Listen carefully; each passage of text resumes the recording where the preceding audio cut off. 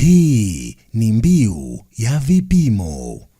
Tuko kwenye maonyesho ya Nane Nane yanayofanyika kitaifa katika viwanja vya Dr. John Samuel Malecela hapa eneo la Zuguni.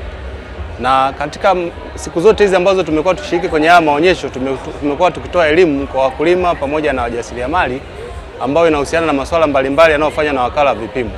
Wakala wa vipimo katika majukumu yake anayoyafanya ni pamoja na usimamizi wa sekta ya nishati, kuhakiki usahihi wa gesi ambayo inatumiwa na wakulima pamoja na wavuvi.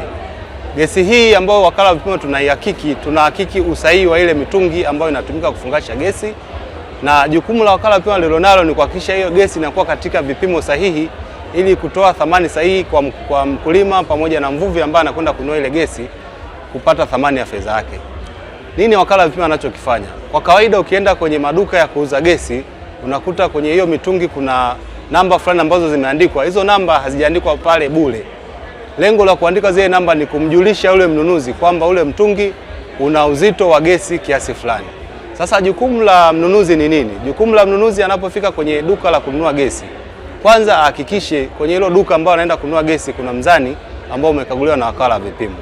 Na akihakikisha kama kuna huo mzani, anapokuwa anakwenda kununua ile gesi, hata kama kuna mtu atakuwa amemtuma, ahakikishe hiyo gesi inaweza kupimwa, na nini kinachopimwa ni kile ambacho kimeandikwa kwenye ule mtungi wa gesi ili kiweze kulingana na kiasi ambacho kitakuwa kinaonekana kwenye ule mzani.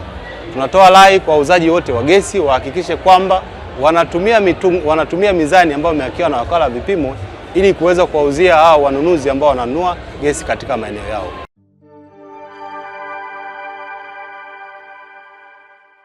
Hii ni Mbiu ya Vipimo.